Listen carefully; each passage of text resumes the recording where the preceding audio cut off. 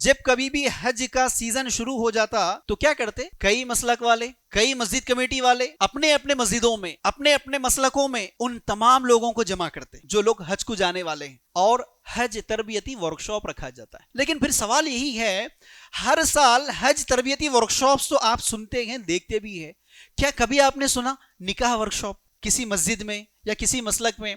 सुने भी है तो बहुत मुश्किल से 1% 2%, उतना ही ना, यही सुना होगा आप लोग। लेकिन ऐसा क्यों नहीं होता कि हर मस्जिद में 100% हज को जाने वाले नहीं होते, लेकिन हर घर में, हर मस्जिद में, हर जमात में 100% निकाह करने वाला होता ना। हर आदमी बालिग हो गया तो निकाह करना ही करना है, लेकिन हर साहिब इस्तिताअत वाला आदमी हज को जाता क्या? वरना अगर देखा जाए तो बैठने वाले 100 लोगों में कम से कम 30-40 लोग हज करने की इस्तिताअत रखते। साहब जाते हज को? नहीं जाते, रिटायर होने के बाद हज को जाने का ख्याल करते हो। लेकिन निकाह का मामला क्या है, हर आदमी निकाह करना चाहता है। भाई ताज्जुब की बात यह है कि निकाह के वर्कशॉप क्यों नहीं रखते, निकाह के वर्कशॉप क्यों मुनक़िद नहीं करते? जैसे हज में क्या क्या चीजें गलत होती है, क्या क्या अमाल करने की वजह से हज फासिद हो जाता है, उस तरह निकाह के मामले में क्या क्या चीजें गलत होती है निकाह में, क्या क्या चीजें निकाह में जायज नहीं है, क्या क्या चीजें खुशी के नाम पर भी जायज नहीं है, क्या क्या चीजें निकाह में किए जाते हैं जिसकी वजह से फाइनेंशियली आपको लॉस बर्दाश्त करना पड़ता है, क्या बताया जाता? नहीं बताया जाता। हज में क्या क्या चीजें फराइज है, क्या क्या अरकान वाजिबात है,